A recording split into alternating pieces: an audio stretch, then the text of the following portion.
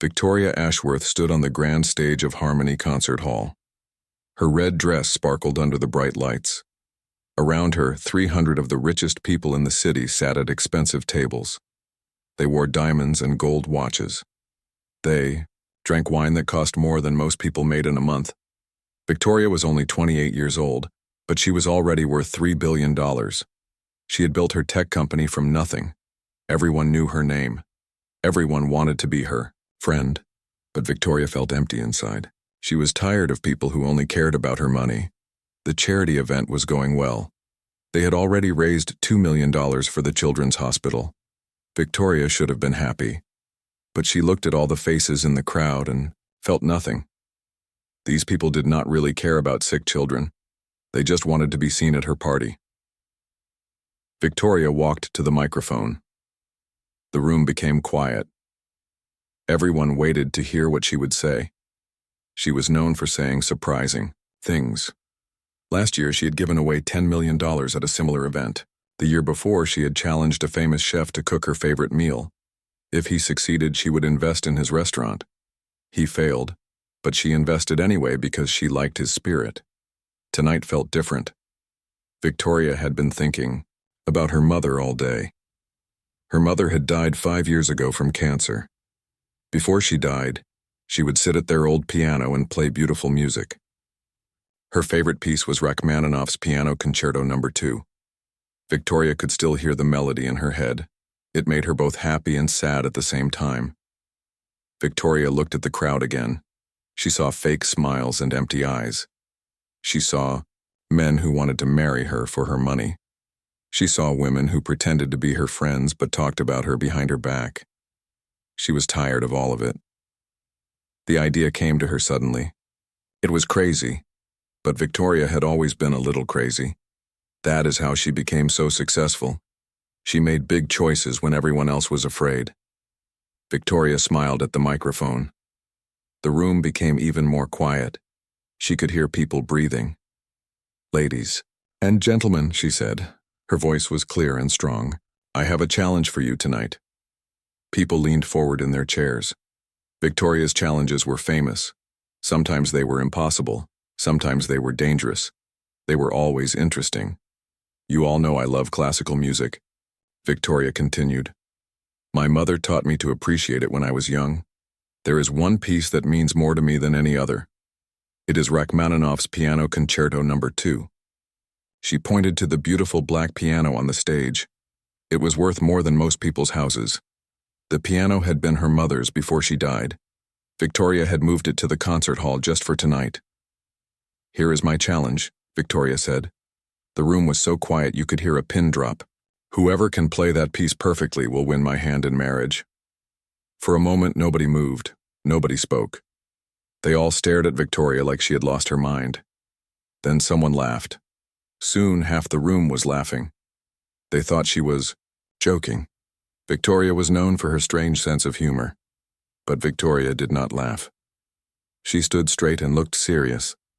Slowly, the laughter died away. People began to realize she was not joking. "You're serious?" asked James Whitmore. He was a famous businessman who had been trying to date Victoria for months. His family was old money. They had been rich for generations. "Completely serious," Victoria replied. "The piece must be played perfectly. Every note must be right, the feeling must be right too. If someone can do that, I will marry them." The room exploded into noise. Everyone started talking at once. Some people thought Victoria had gone crazy. Others thought it was brilliant. A few people were already thinking about the music. They knew it was a very difficult piece to play.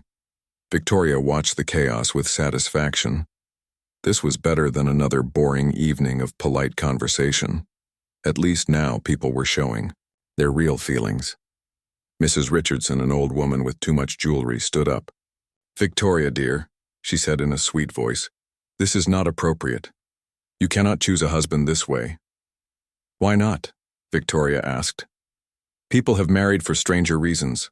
At least this way, I know the person understands what I love most." Dr. Martinez, a famous heart surgeon, raised his hand. What if more than one person can play it perfectly? Victoria had not thought of that. She smiled. Then I will have to choose between them.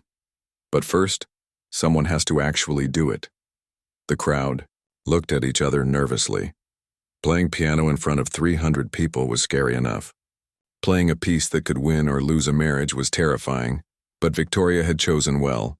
Rachmaninoff's Piano Concerto No. 2 was one of the most difficult pieces ever written. It required not just perfect technique, but deep feeling. It was not enough to hit the right notes. The player had to understand the emotion behind the music. "I need to think about this," said Robert Kim, a successful lawyer who played piano as a hobby. "Don't think too long," Victoria said with a sly smile. "The offer is only good for tonight." She walked off the stage, leaving the crowd to talk among themselves. Victoria's assistant, Sarah, rushed up to her. "Ms. Ashworth," Sarah whispered urgently. "Are you sure about this? The board of directors will be upset. Your father will be furious." Victoria looked at her assistant. Sarah was a good person who truly cared about Victoria's well-being. She was one of the few honest people in Victoria's life. "Sarah," Victoria said softly, "I am tired of living a lie. I am tired of pretending to be happy when I am not. Maybe this is crazy. Maybe no one can play the piece. But at least I will know I tried something real." Sarah nodded slowly. She had worked for Victoria for 3 years. She had seen her boss become more and more isolated. Maybe this strange challenge was exactly what Victoria needed. As they talked, the crowd began to organize itself. Someone brought sheet music for the concerto. People gathered around the piano, examining it like it was a mysterious machine. A few brave souls sat down to try playing a few notes. Victoria watched from across the room. She felt more alive than she had in years. For the first time in a long time, she was excited to see what would happen next. She had no idea that her life was about to change completely. She had no idea that the person who would change everything was already in the room, quietly cleaning tables and listening to every word. The first person to try was James Whitmore. He had taken piano lessons as a child, like most rich kids. He sat down at the beautiful piano and cracked his knuckles. The crowd gathered around him in a circle. James placed his hands on the keys. He began to play the opening notes of the concerto. For a few seconds it sounded good. Then his fingers started to stumble. The melody became choppy and uneven. After 2 minutes he stopped and shook his head. "It's harder than I remembered," he said with an embarrassed laugh. The crowd clapped politely, but everyone knew he had failed. Victoria watched from her table without expression. She sipped her wine and waited for the next person to try. Dr. Martinez went next. He was a better piano player than James.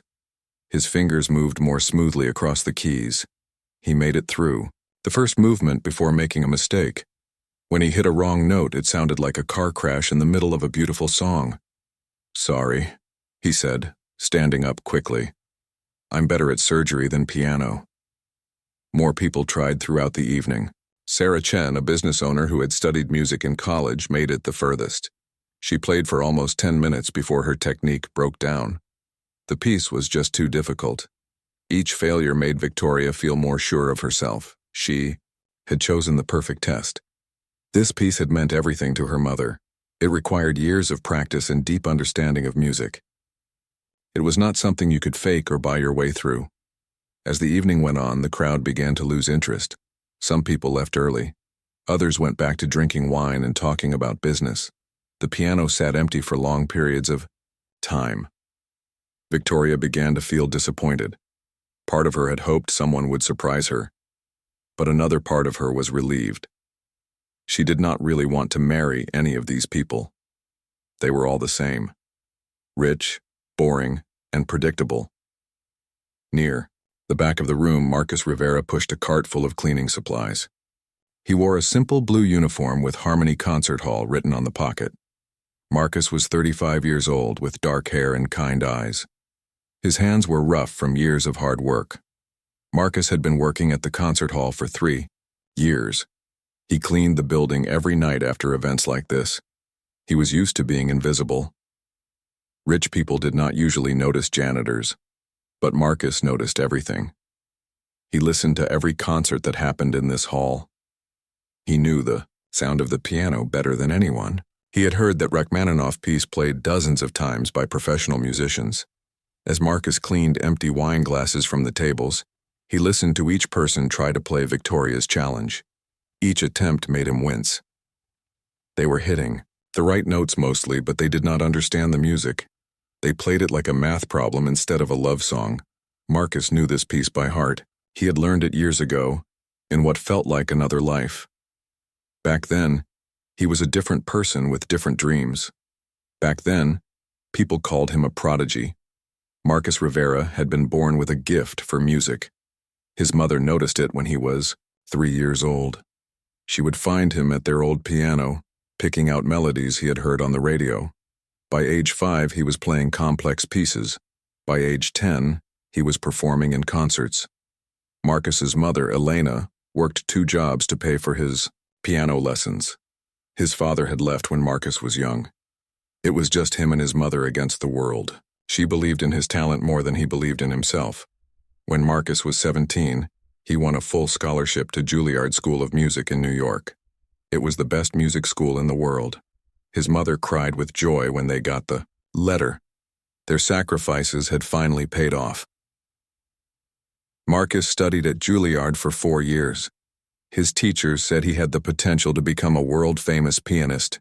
Record companies were interested in him. Concert halls wanted to book him for performances. His future looked bright and golden. Then everything changed. In Marcus's final year at Juilliard, his mother became sick. The doctors said it was cancer. She needed expensive treatments and someone to take care of her. Marcus had a choice to make. He could pursue his music career, or he could go home to help his mother. For Marcus, it was not really a choice at all. His mother had given up everything for his dreams. Now it was his turn to give up everything for her. Marcus left Juilliard 3 months before graduation. He moved back home and got a job at a factory to pay for his mother's medical bills. At night, he took care of her. They spent her last months listening to classical music together. She died holding his hand while Rachmaninoff played on the radio. After his mother's funeral, Marcus felt lost. He had given up his music career, but it felt like the right thing to do. He did not regret his choice, but he did not know what to do next either. Marcus moved to the city to start over. He got a job cleaning office buildings at night. The work was honest and it paid enough for a small apartment. He sent money to his younger sister, who was studying to become a nurse. When a job opened up at Harmony Concert Hall, Marcus took it immediately. At least here, he could be around music again. He could not perform anymore, but he could listen. He could remember what it felt like to make beautiful sounds with his hands. Now, 3 years later, Marcus still cleaned the concert hall every night. He had heard hundreds of concerts. He knew every piano in the building. Sometimes when the hall was empty, he would sit at one of the pianos and play softly, just for himself, just to remember. As Marcus cleaned around Victoria's table, he heard her talking to her assistant. "I'm starting to think no one can do it," Victoria said. She sounded tired and a little sad. "Maybe that's for the best," Sarah replied. "This whole thing is pretty crazy." Victoria laughed, but it was not a happy sound. "Crazy is all I have left, Sarah. If I can't be happy, at least I can be interesting." Marcus felt sorry for her. He could hear the loneliness in her voice. It reminded him of how he felt after his mother died. Rich or poor, everyone knew what it meant to be alone. The evening was winding down. Most of the guests had given up on the piano challenge. They were finishing their wine and getting ready to leave. Victoria sat at her table, watching the few remaining people with tired eyes. That's when Marcus made a decision that would change both of their lives. He stopped pushing his cleaning cart and walked slowly toward the piano. He had not played in front of people for 15 years. His hands were rough now, not soft like a pianist's should be. He was wearing a janitor's uniform, not a tuxedo. He had no business sitting at that expensive piano. But Marcus remembered his mother's last words to him. She had whispered, "Don't let the music die with me." For 3 years, Marcus had kept his music locked away. He had convinced himself that part of his life was over. But hearing Victoria's sadness and hearing all these people fail to play his mother's favorite piece, Something woke up inside him. Marcus Rivera was still a musician. He had never stopped being one. He had just forgotten for a while. The janitor walked up to the piano and stood beside it. A few people noticed him and looked confused. What was the cleaning man doing near the piano? Marcus looked across the room at Victoria. She was staring at him with curious eyes. He took a deep breath and spoke in a quiet voice that somehow carried across the room. "Excuse me, miss, is your offer still good?" Victoria looked up from her wine glass. At first she thought she had misheard. The janitor was standing next to her mother's piano. He was looking at her with serious dark eyes. His cleaning uniform was wrinkled from a long night of work. "I'm sorry, what did you say?" Victoria asked. "Your challenge," Marcus said. His voice was steady but quiet. "The piano piece, is the offer still good?" The remaining guests turned to stare. Some of them laughed. James Whitmore shook his head and smiled like he was watching something funny on television. "The janitor wants to try," someone whispered loudly. "This should be entertaining." Victoria felt a mix of emotions. Part of her was annoyed. This had been a serious challenge, not a joke for the hired help. But another part of her was curious. There was something different about this man. He did not look nervous or excited like the others had. He looked calm. "What's your name?" Victoria asked. "Marcus Rivera," he replied. "Well, Marcus Rivera," Victoria said slowly. "The offer is still good, but I should warn you. This is not an easy piece of music. Professional pianists have trouble with it." Marcus nodded. "I understand." Some of the guests were getting impatient. Dr. Martinez called out, "Come on, Victoria, let's end this. The man probably doesn't even know how to read music." Victoria held up her hand for quiet. Something about Marcus made her want to give him a real chance. Maybe it was the way he stood so straight despite his humble uniform. Maybe it was the way he looked at the piano like it was an old friend. "Have you played this piece before?" Victoria asked. "Yes," Marcus said simply. "When?" "A long time ago." Victoria studied his face. Most people who tried the challenge had been excited or nervous. They had talked too much and made excuses before they even started. Marcus just stood quietly, waiting for her decision. "All right," Victoria said finally. "Show me what you can do." Marcus walked around the piano and sat down on the bench. He adjusted it slightly to get the right height. His movements were smooth and practiced. Victoria noticed his hands. They were not the soft hands of a rich man. They were working hands, with calluses and small scars. But his fingers were long and graceful. The room became quiet again. Even the people who thought this was a waste of time wanted to see what would happen. Marcus sat perfectly still for a moment. He closed his eyes and took a deep breath. Then he placed his hands on the keys. The first notes of Rachmaninoff's Piano Concerto, No. 2, filled the concert hall. Victoria's heart stopped. She knew this piece better than any other music in the world. She could tell immediately that Marcus was not just hitting the right notes. He understood them. The opening melody was soft and sad, like someone remembering a lost love. Marcus's fingers moved across the keys with perfect control. Each note was clear and pure. There were no mistakes, no hesitation. Victoria leaned forward in her chair. This was not what she had expected. The janitor played like someone who had spent years studying the piece. His technique was flawless. But more than that, he played with feeling. Real feeling. As Marcus moved into the more difficult sections, Victoria's amazement grew. This was not just good playing. This was extraordinary playing. The kind of playing she had only heard from world-class musicians. The melody became more complex. Marcus's left hand played a deep, rolling bass line while his right hand danced through complicated runs and arpeggios. His fingers moved so fast they seemed to blur, but every note was perfect. Victoria looked around the room. The laughter had stopped. Everyone was staring at Marcus with shocked expressions. James Whitmore's mouth was hanging open. Dr. Martinez had stopped drinking his wine and was leaning forward like Victoria. As the music continued, Victoria began to understand something deeper. Marcus was not just playing the notes her mother had loved. He was telling a story with the music. It was a story about loss and sadness, but also about hope and love. Tears began to form in Victoria's eyes. She had not cried in years. She prided herself on being strong and in control.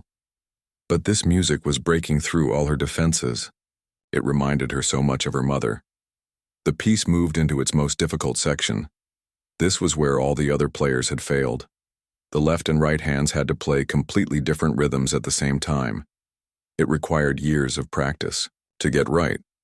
Marcus played it perfectly. His left hand kept a steady, powerful beat while his right hand flew through delicate melodies. It was like watching someone juggle fire while walking on a tightrope. It should have been impossible, but Marcus made it look easy. Victoria realized she was holding her breath. She had never heard the piece played so beautifully, not even by the famous pianists who performed at this concert hall. Marcus was playing with a level of skill and emotion that was almost supernatural. The music began to build toward its climax. The volume grew louder and the rhythms became more intense. Marcus's whole body moved with the music. His shoulders swayed, his head nodded slightly. He was not just playing the piano, he was having a conversation with it. Then came the part that always made Victoria cry when her mother played it. The melody became soft and gentle again, like a lullaby. It was the sound of someone saying goodbye to everything they loved. Marcus played this section with such tenderness that Victoria had to put her hand over her mouth. The tears were flowing freely now. She did not care who saw them. This was the most beautiful thing she had ever heard. The piece was nearing its end. Marcus's hands moved through the final passages with grace and power. Every note was exactly right. The timing was perfect. The emotion was overwhelming. As Marcus played the last few notes, the entire room seemed to hold its breath. The music grew softer and softer, until it was just a whisper. Then, with one final gentle touch, it was over. The silence that followed was complete. No one moved. No one spoke. No one even seemed to breathe. Marcus sat at the piano with his hands still on the keys, his head bowed slightly. Victoria stared at him in absolute shock. In all her wildest dreams, she had not imagined this. The janitor had not just played the piece correctly. He had played it better than she had ever heard it played. Better than her mother had played it. Better than professional concert pianists played it. Slowly, Marcus lifted his hands from the keys and turned to face the room. His eyes found Victoria's across the crowded space. For a moment, they just looked at each other. There was something passing between them that Victoria did not understand yet. Then the spell was broken. Someone in the back of the room began to clap. Soon everyone was applauding. The sound was thunderous in the concert hall. People were standing up, cheering, whistling. But Victoria barely heard the applause. She was still staring at Marcus. Questions raced through her mind. Who was this man? Where had he learned to play like that? How was it possible that someone so talented was working as a janitor? Marcus stood up from the piano bench. He smoothed down his uniform and walked toward Victoria's table. The crowd parted to let him through. Everyone wanted to get a closer look at the man who had just performed a miracle. Marcus stopped in front of Victoria's table. He looked directly at her with those dark, kind eyes. Was that acceptable? He asked quietly. Victoria opened her mouth to answer, but no words came out. She felt like her whole world had just been turned upside down. Nothing made sense anymore. The janitor had played like an angel, and now he was asking if it was acceptable. Finally, Victoria found her voice. Where did you learn to play like that? Marcus was quiet for a moment. Then he said, It's a long story. I have time, Victoria replied. Around them, the crowd was still buzzing with excitement. People were asking each other if they had really seen what they thought they had seen. Some were taking pictures with their phones. Others were trying to get closer to Marcus. But Victoria only had eyes for the mysterious janitor who had just changed her life with a song her mother used to play. She had issued her challenge as a joke, never believing anyone could actually do it. Now someone had done it, and he was the last person she ever would have expected.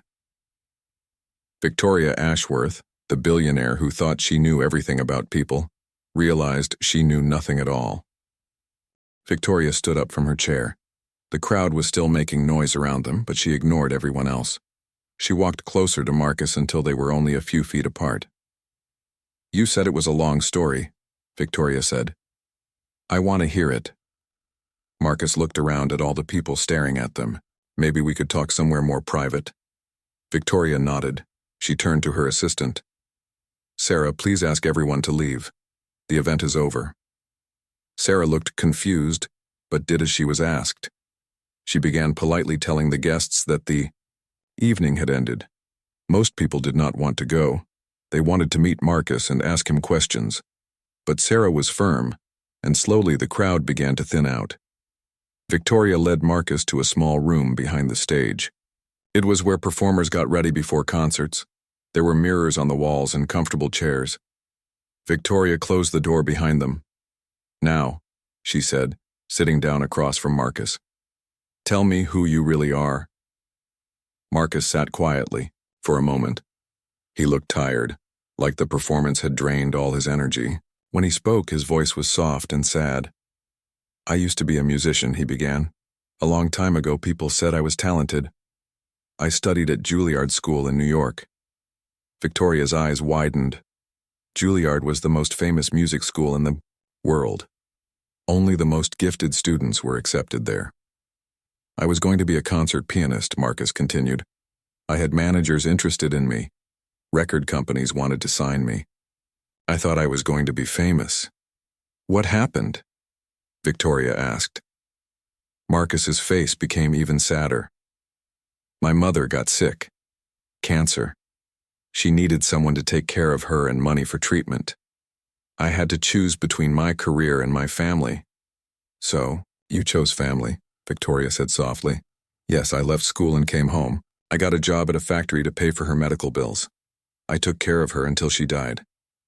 Victoria felt her heart break a little. She thought about her own mother, who had also died of cancer. "I'm sorry for your loss." "Thank you," Marcus said. "After she died, I didn't know what to do with myself.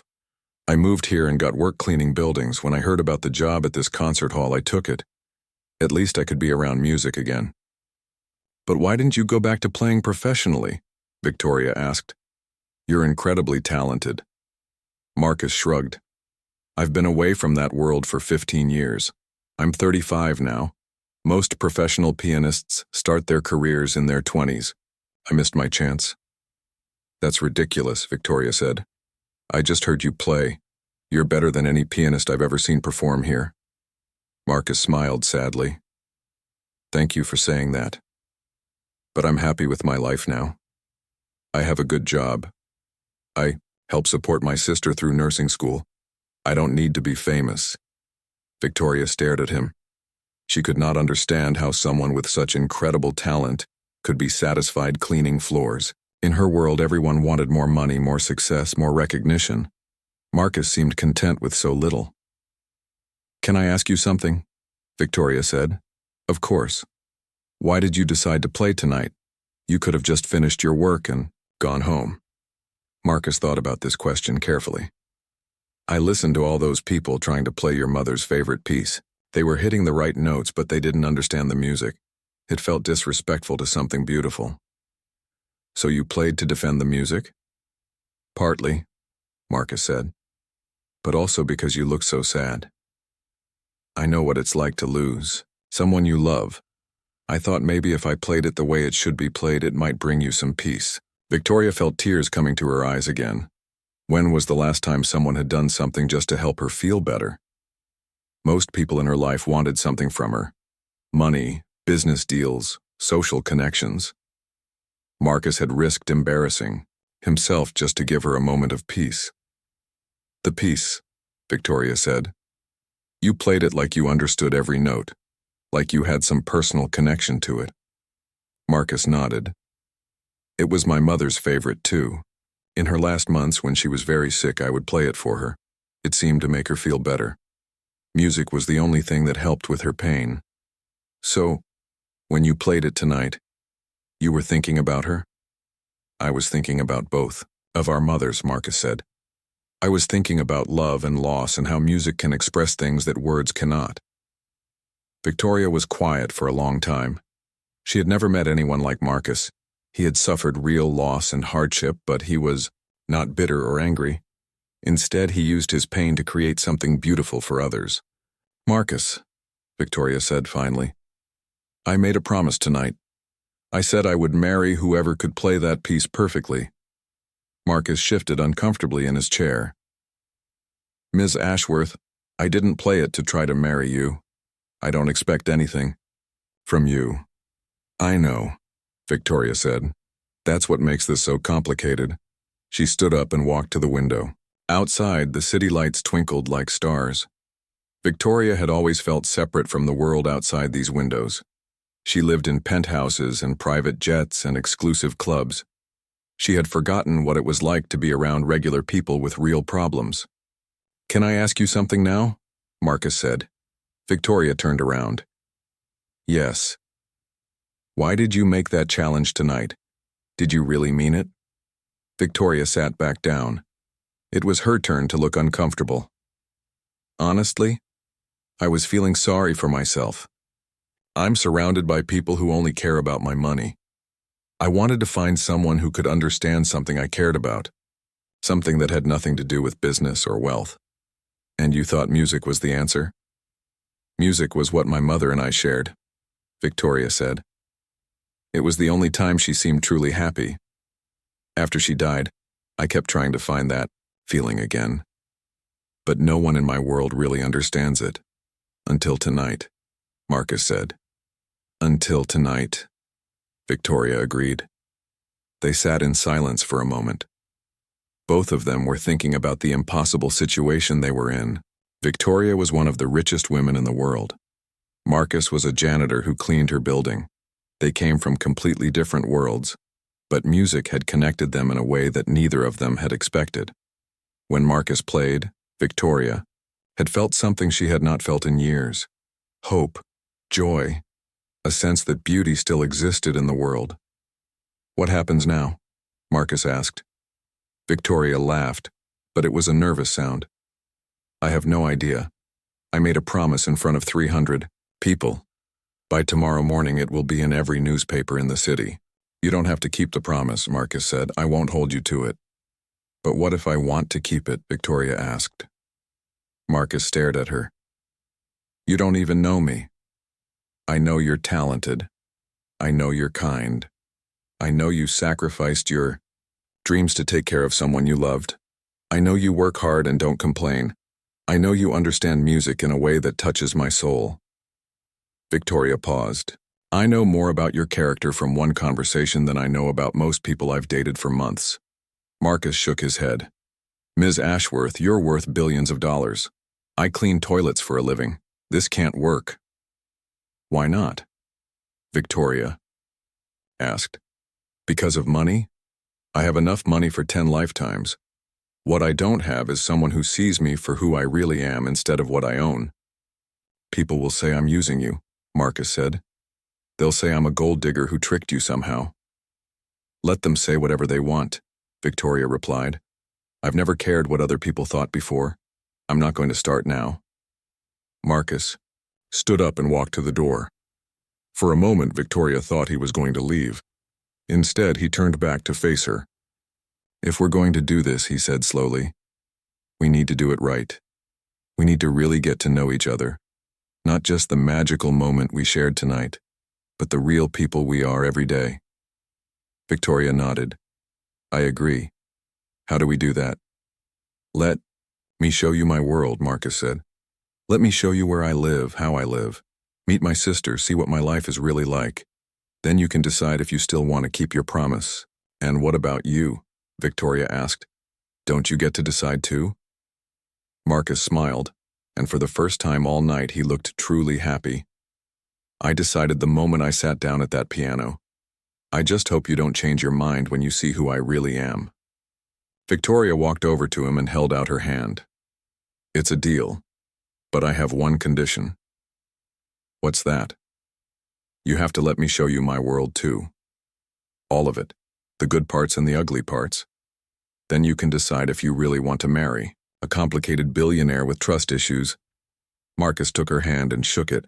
His palm was rough and warm. Deal. As they stood there shaking hands, both of them knew their lives were about to change forever. They had no idea how difficult the road ahead would be. They had no idea how many people would try to keep them apart. But they had music, and they had each other. And sometimes that was enough to start a love story. 3 days later, Victoria stood outside a small apartment building in the working-class part of the city. She had never been to this neighborhood before. The buildings were old and needed paint. The streets were narrow and crowded. It was very different from the expensive areas where she lived and worked. Victoria felt nervous as she climbed the stairs to Marcus's apartment. She was wearing jeans and a simple sweater instead of her usual designer clothes. Even so, she felt out of place. Her car was worth more than most people here made in several years. Marcus opened the door before she could knock.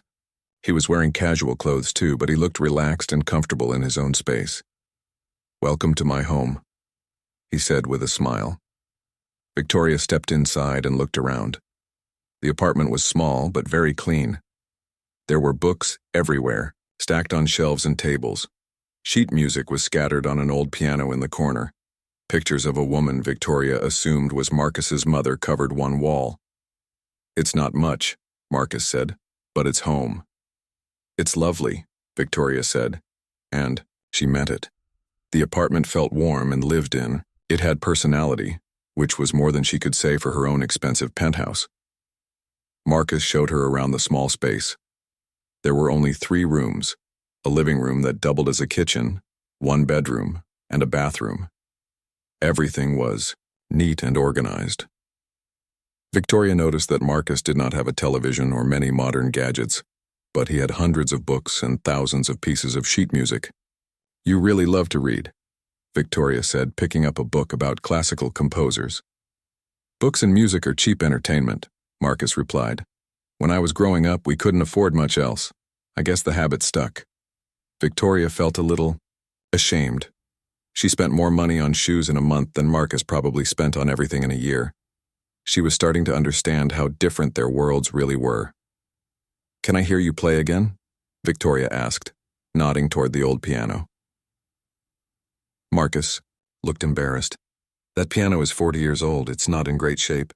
It doesn't sound like the one at the concert hall." "I don't care," Victoria said. "I want to hear you play in your own space on your own piano." Marcus sat down at the old instrument. Some of the keys stuck a little, and it was slightly out of tune. But when Marcus began to play, none of that mattered. He chose a gentle piece by Chopin, something soft and beautiful. Victoria sat on the couch and listened. Somehow the music sounded even more magical in this small room than it had in the grand concert hall. Maybe it was because this was where Marcus really lived. This was where his heart was. When he finished playing, there was a knock at the door. Marcus got up to answer it, and a young woman came in. She had the same dark hair and kind eyes as Marcus. "Victoria, this is my sister Carmen," Marcus said. "Carmen, this is Victoria." Carmen looked surprised but pleased to meet her. "So you're the famous billionaire who wants to marry my brother," she said with a teasing smile. Victoria blushed. "I'm the one who made the challenge, yes." "Carmen is studying to be a nurse," Marcus explained. "She's in her last year of school." "That's wonderful," Victoria said. "Nursing is such important work." Carmen studied Victoria carefully. "Can I ask you something, Ms. Ashworth?" "Please call me Victoria. And yes, ask me anything." "Why Marcus? You could have anyone in the world. Rich men, powerful men, famous men. Why choose a janitor?" It was a fair question, and Victoria had been asking herself the same thing for days. "Because when your brother played that night, I felt something I haven't felt in years. He reminded me that there are still beautiful things in the world. Beautiful things that money can't buy." Carmen nodded slowly. "Marcus has always been able to do that with music. Even when we were kids and things were really hard, he could sit at the piano and make everything seem okay." The 3 of them spent the afternoon together. Carmen told funny stories about growing up with Marcus. Marcus showed Victoria his collection of sheet music, explaining the history behind different pieces. Victoria found herself laughing more than she had in months. As the day went on, Victoria began to understand Marcus better. She saw how much he cared about his sister.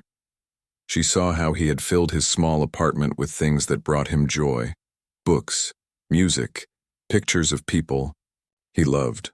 He had very little money, but he seemed genuinely happy. That evening, Carmen cooked dinner for all of them. Victoria had not eaten a home-cooked meal in years. She usually ate at expensive restaurants or had her personal chef prepare her food. But Carmen's simple pasta dish tasted better than anything Victoria had eaten in fancy places. "This is delicious," Victoria said. "Where did you learn to cook?" "Marcus taught me," Carmen replied. "He had to learn when Mom got sick. He cooked all her meals and made sure she took her medicine." Victoria looked at Marcus with new respect. Not only was he talented and kind, but he was practical too. He could take care of people. After dinner, Carmen went to her room to study. Victoria and Marcus sat on the couch, talking quietly. Victoria told him about her childhood, growing up in a rich family but feeling lonely and disconnected. Marcus told her more about his mother and how her death had changed him. "I should warn you," Victoria said. "My life is very complicated. I have business meetings and charity events and social obligations. People are always watching me, judging everything I do." "That sounds exhausting," Marcus said. "It is. Sometimes I feel like I'm performing all the time, pretending to be someone I'm not." Victoria looked around the cozy apartment. "This feels so peaceful, so real." Marcus took her hand. "Victoria, I need you to understand something. I don't care about your money. I never have. But if we're going to be together, other people will care. They'll say terrible things about both of us." "I know," Victoria said. "Are you ready for that?" "I think so. But are you? You'll be giving up your privacy. People will dig into every part of your life, looking for reasons why this won't work." Victoria had been thinking about this for days. Her business partners would be upset. Her father would be furious. The media would have a field day. But when she looked at Marcus, none of that seemed to matter. "I've spent my whole life doing what other people expected," Victoria said. "Making safe choices, dating appropriate men, building the right kind of business reputation, and I've been miserable. For the first time in years, I'm excited about something. I'm not going to let fear stop me." Marcus squeezed her hand. "Then we'll figure it out together."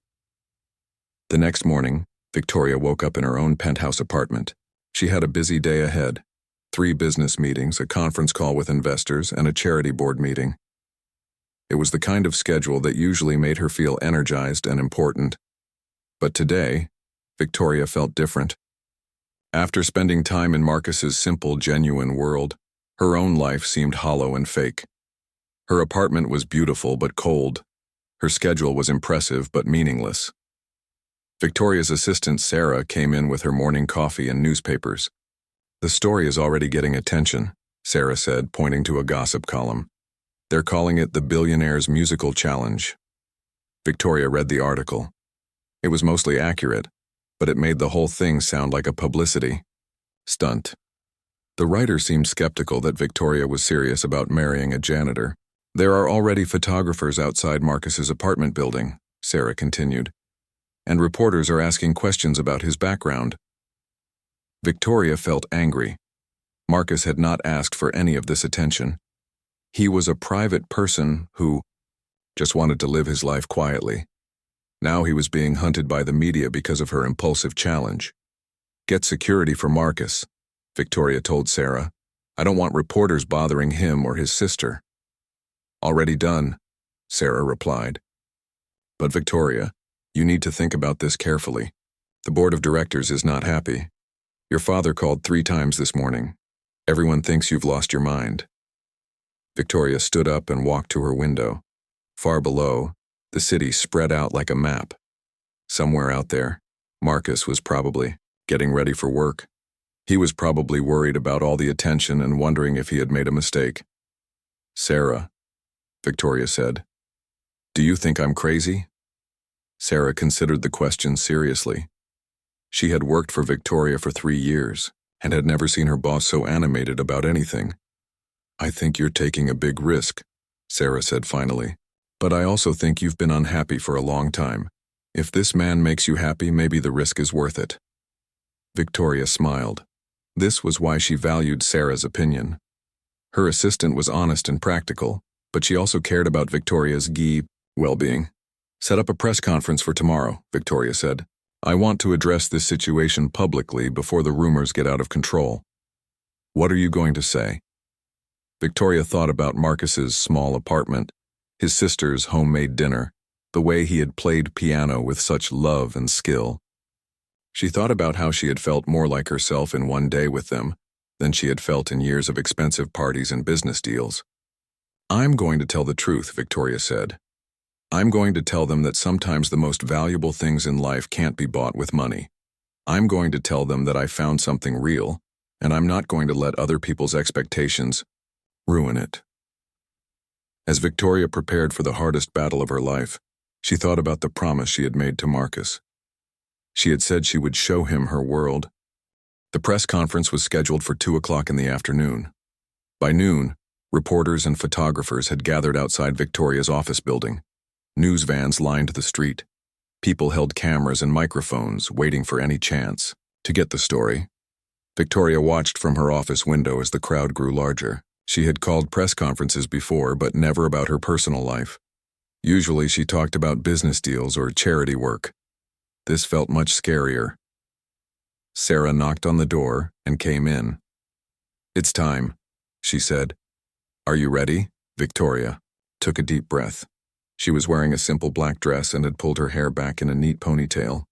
She wanted to look serious and professional. "Is Marcus here?" Victoria asked. "He's waiting in the small conference room. He looks nervous."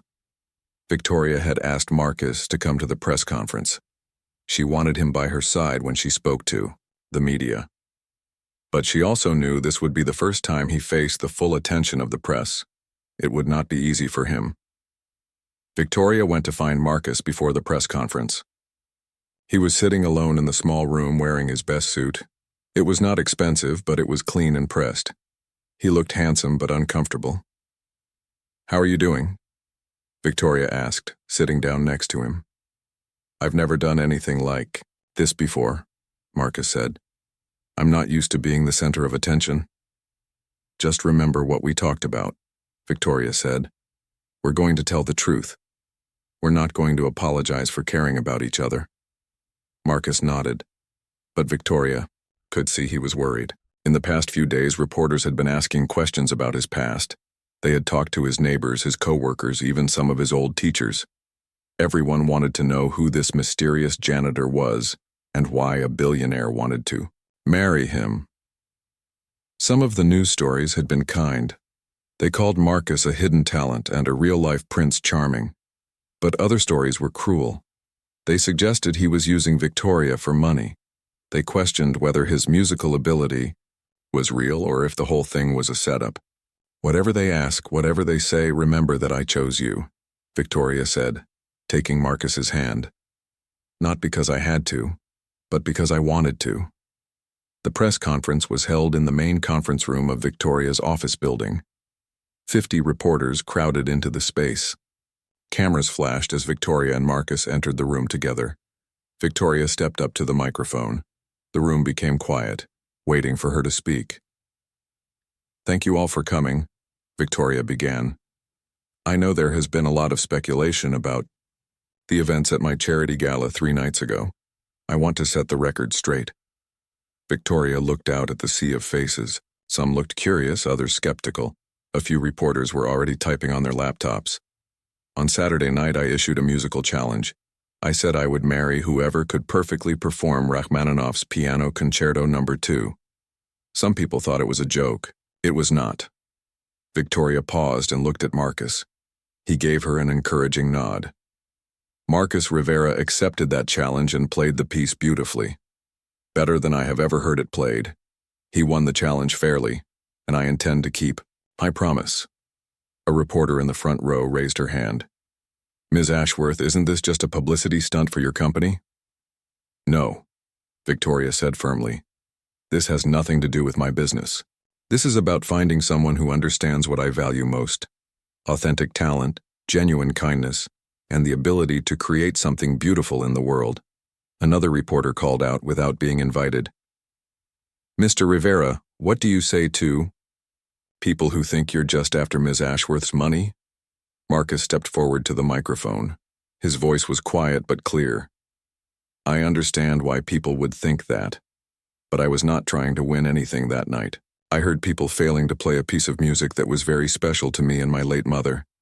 I played it to honor that music, not to gain anything for myself. But surely you must be happy about the money and status that comes with marrying a billionaire? Another reporter pressed. Marcus was quiet for a moment, then he said, I have been poor my whole life. I have worked hard jobs and lived in small apartments, but I have been happy. I don't need money to be happy. I need people I care about and work that has meaning. If I marry Victoria, it will be because I love her, not because of what she owns. The questions continued for 30 minutes. Some reporters were respectful and genuine in their curiosity. Others seemed determined to find scandal or prove that the whole thing was fake.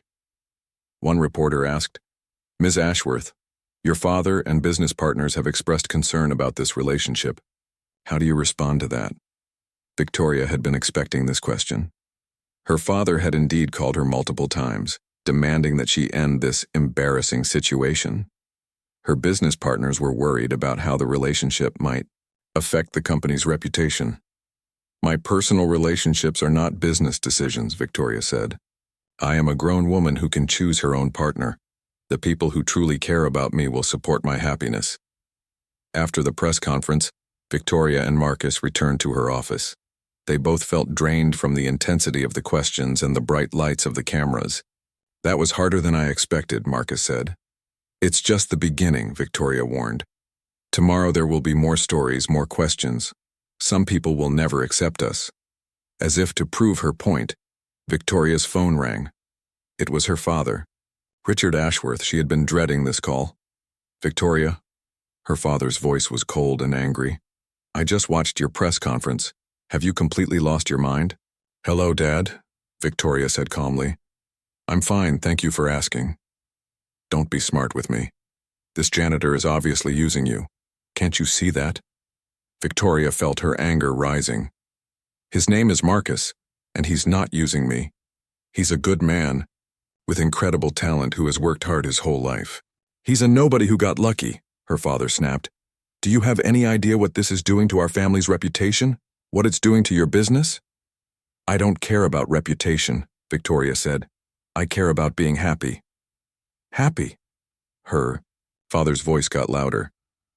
You think you'll be happy living in some tiny apartment with a man who has nothing to offer you?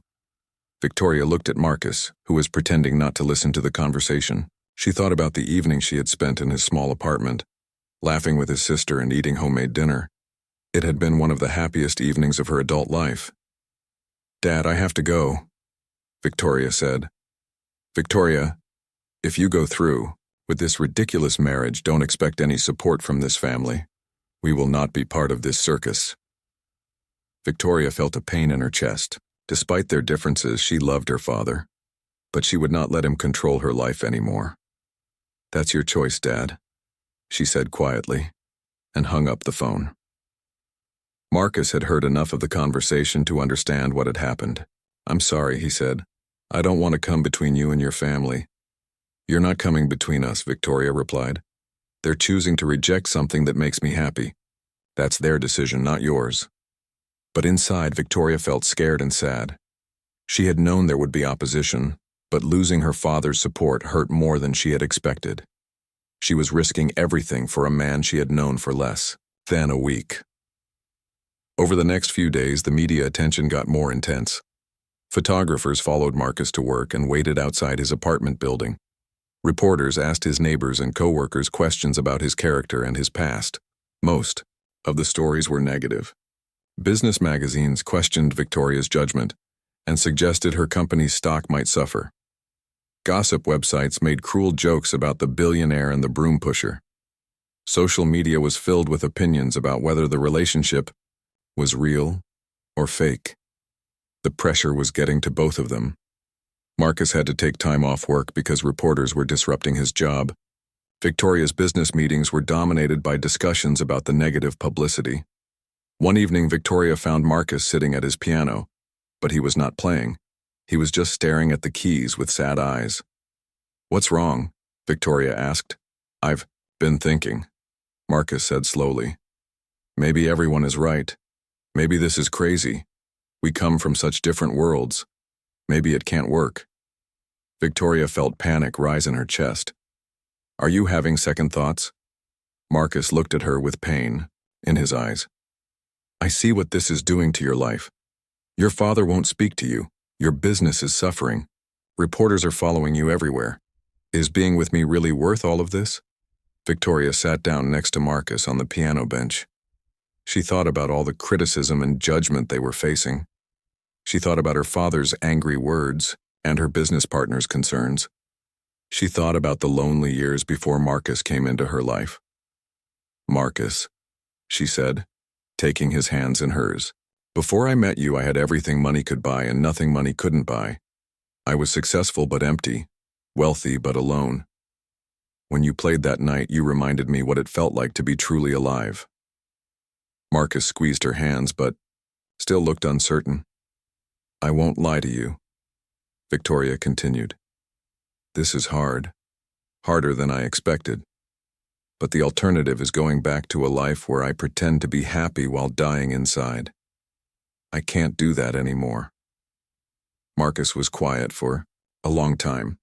Then he began to play very softly. 2 weeks after the press conference, Victoria made a decision that surprised everyone. She announced that she wanted to spend time living like Marcus lived. She moved out of her penthouse and into a small apartment in Marcus's neighborhood. The media called it a publicity stunt. Her business partners were furious. But Victoria did not care what anyone else thought. She wanted to understand Marcus's world completely before they got married. Victoria's new apartment was tiny compared to what she was used to. It had one bedroom, a small kitchen, and a living room that could barely fit a couch. But it was clean and comfortable, and it was only 2 blocks from Marcus's place. The first week was hard for Victoria. She had never cooked her own meals, done her own laundry, or cleaned her own bathroom. She had always had people to do these things for her. Now she had to learn basic life skills that most people learned as children. Marcus helped her adjust. He taught her how to use the washing machine in the basement of her building. He showed her how to cook simple meals that did not cost much money. He walked with her to the local grocery store and helped her understand how to shop on a budget. "This is harder than running a business," Victoria said one evening. She was trying to cook pasta, but the water had boiled over and made a mess on the stove. Marcus laughed and helped her clean up. "You're getting better every day. Last week you burned the toast, now you're only making small messes." Victoria had also never used public transportation before. She had always had drivers or her own car. Now she rode the bus with Marcus to his job at the concert hall. She saw how crowded and uncomfortable it could be. She saw how tired people looked after long days of work. But Victoria also discovered things she had never noticed before. She met her neighbors, who were kind and interesting people with fascinating stories. She found a small local library where she could borrow books for free. She discovered a community center where people gathered for classes and events. One evening, Marcus took Victoria to the community center's weekly music night. Local musicians came to play for each other and for anyone who wanted to listen. Victoria had never been to anything like it. The music was not as polished as what she heard at expensive concerts, but it was full of heart and soul. A teenage girl played guitar and sang about her dreams. An old man played violin pieces he had learned as a child in another country. A young mother sang lullabies while her baby slept in her arms. "This is beautiful," Victoria whispered to Marcus. "This is real music," Marcus replied. "People playing because they love it, not because they're getting paid." Victoria watched Marcus interact with the other musicians. They all knew him and respected his talent. When people asked him to play, he was modest and kind. He never acted like he was better than anyone else, even though his skill was far superior. That night, a little boy of about 8 years old came up to Marcus. "Will you teach me to play piano?" he asked shyly. Marcus knelt down to talk to the boy at eye level. "Do you really want to learn?" The boy nodded eagerly. "My mom says we can't afford lessons, but I love music so much." Victoria watched Marcus's face soften. "Tell you what," he said. "I come here every Thursday night. If you come too, I'll teach you a little bit each week, for free." The boy's eyes lit up with joy. Victoria felt tears come to her eyes. This was who Marcus really was. Not just a talented musician, but someone who shared his gifts freely with others. Over the following weeks, Victoria saw Marcus teach not just that little boy, but several children whose families could not afford music lessons. He never asked for anything in return. He just wanted to pass on the love of music that his own mother had given him. Victoria began to understand something important. Marcus was not poor because he lacked talent or ambition. He was poor because he chose to help others instead of focusing only on making money for himself. He sent money to his sister for school. He helped his elderly neighbor with groceries. He volunteered his time teaching children. "You could have been rich if you had made different choices," Victoria said to him one evening. "Rich in what way?" Marcus asked.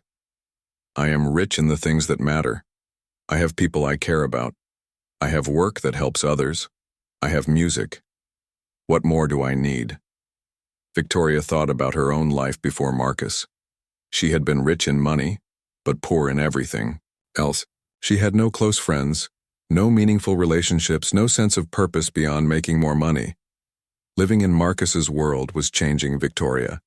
She began to see her own wealth differently.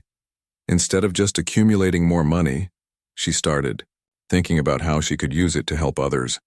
Victoria decided to start a foundation that would provide free music lessons to children who could not afford them.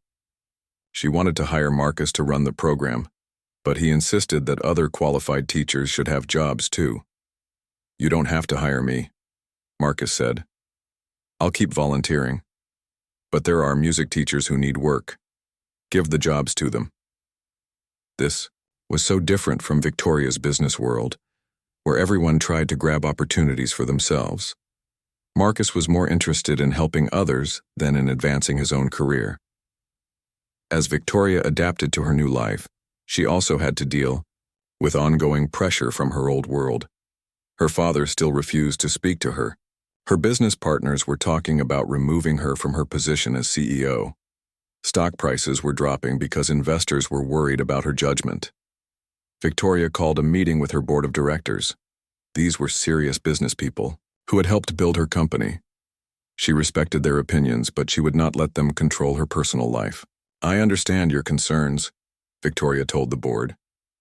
"But my relationship with Marcus does not affect my ability to run this company. It affects public perception," said Robert Chen, the chairman of the board. "Customers and investors don't trust leaders who make impulsive decisions." "Falling in love is not impulsive," Victoria replied. "It's human."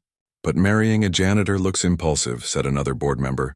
"It looks like you're not thinking clearly." Victoria felt frustrated.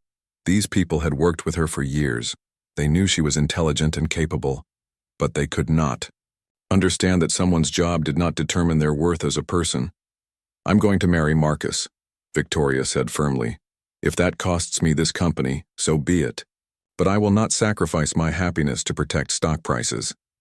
The board members looked at each other with concern. They had never seen Victoria put personal interests ahead of business interests. After the meeting, Victoria felt exhausted but also relieved. She had drawn a line in the sand. She had chosen love over money, and she felt good about that choice. That evening, Victoria met Marcus at the community center. He was finishing a piano lesson with the little boy who had asked him to teach. The child was slowly learning to play simple melodies, and his face glowed with pride every time he got a song right. "How did your meeting go?" Marcus asked as they walked home together. "I may lose my company," Victoria said, "but I don't care anymore." Marcus stopped walking. Victoria, I can't let you give up everything for me. You're not making me give up anything, Victoria said. I'm choosing what matters most. I spent years building a business that made me wealthy but not happy. Now I have a chance to build a life that might make me truly rich. Marcus took her hand as they continued walking. The neighborhood was quiet in the evening light. Children played on front steps while their parents watched from nearby chairs. Old men played chess at small tables outside the corner store. It was not glamorous, but it was real. Do you miss your old life? Marcus asked. Victoria thought about her penthouse apartment, her expensive cars, her fancy restaurants and exclusive parties. Then she thought about the simple dinner she would cook tonight in her tiny kitchen, and the community music night they would attend tomorrow, and the foundation they were planning to help children learn music. I miss some things, Victoria said, honestly. I miss the comfort and convenience, but I don't miss feeling empty inside. I don't miss pretending to be happy when I wasn't. They reached Victoria's building, but neither of them wanted the evening to end.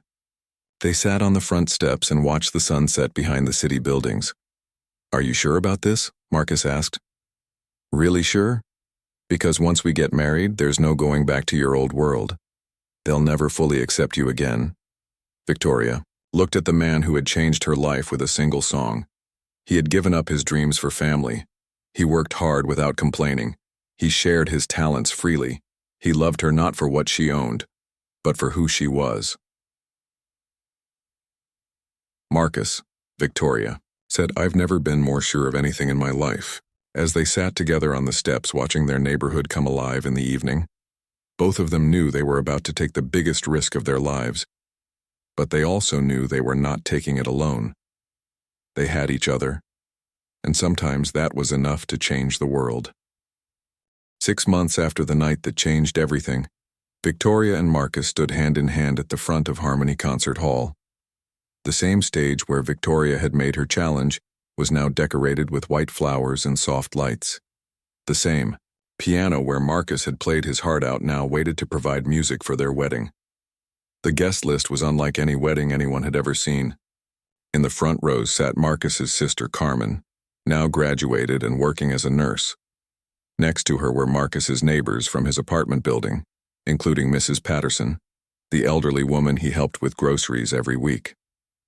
The little boy, Marcus had been teaching piano, sat with his mother, wearing his first suit.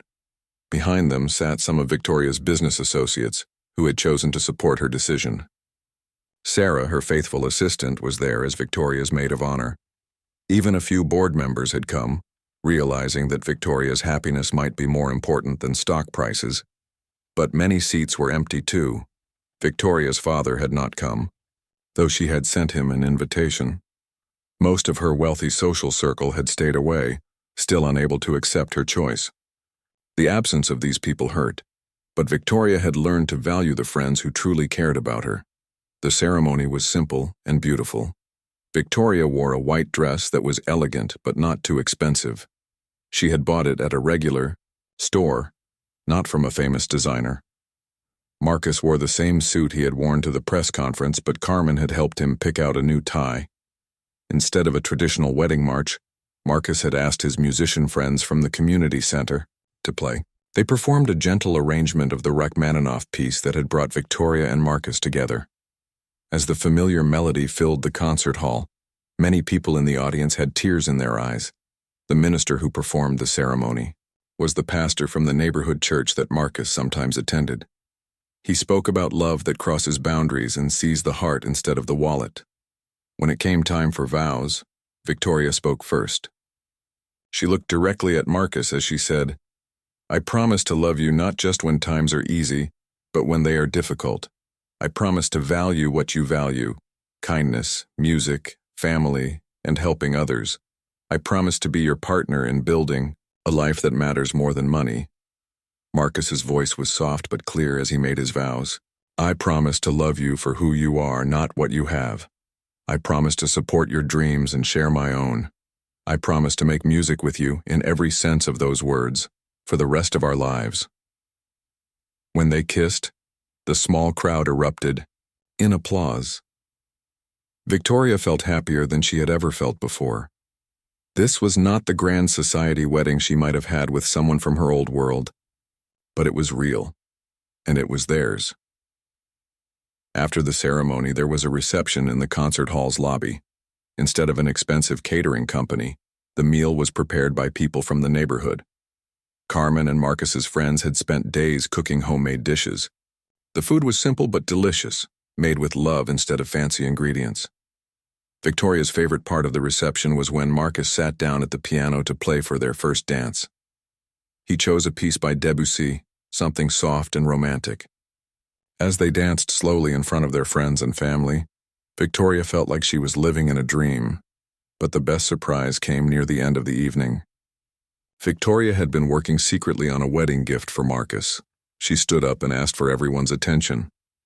"I want to announce the creation of the Elena Rivera Music Foundation," Victoria said, using the name of Marcus's mother. "This foundation will provide free music lessons and instruments to children who cannot afford them. Marcus will be the director, and we will start with programs in this neighborhood." Marcus stared at Victoria in shock. Then his eyes filled with tears. "You named it after my mother?" "She raised a son who values beauty and kindness over money," Victoria said. "She deserves to be remembered." The crowd applauded as Marcus hugged his new wife. This was better than any expensive gift she could have bought him. This was a way to honor his mother's memory and help children at the same time. As the evening wound down, Victoria and Marcus said goodbye to their guests. Many people told them how beautiful the ceremony had been. Even some of Victoria's business associates admitted they were impressed by Marcus and understood why Victoria loved him. Carmen pulled Victoria aside before leaving. "Thank you," she said simply.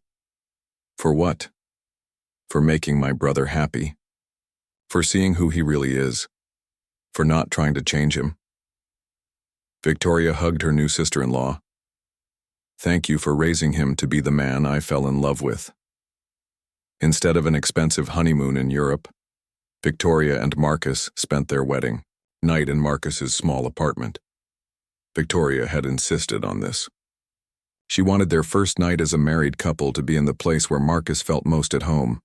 They sat together on the old couch, still wearing their wedding clothes but with their shoes kicked off.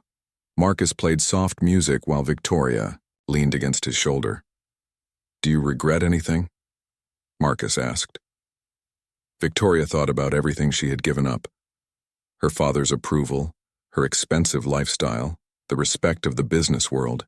Then she thought about everything she had gained: love, purpose, genuine friendships, a sense of meaning in her life. "The only thing I regret," Victoria said, "is waiting so long to find you." The next morning brought news that surprised everyone. Victoria's company's stock prices had actually gone up after the wedding. Investors realized that Victoria's willingness to follow her heart, even when it was risky, might actually make her a stronger leader. More importantly, applications to work for Victoria's company increased dramatically. Young people especially wanted to work for a CEO who valued character over status. The company's reputation for social responsibility grew stronger. Victoria's father finally called a week after the wedding. The conversation was awkward, but civil. He said he still did not understand her choice, but he missed his daughter and wanted to try to accept her new life. It would take time, but it was a start. 6 months after the wedding, the Elena Rivera Music Foundation held its first concert. 50 children who had been receiving free lessons performed for their families and neighbors. The little boy who had first asked Marcus for lessons played a simple piece perfectly, his face glowing with pride. Victoria sat in the audience, watching Marcus conduct the children's choir.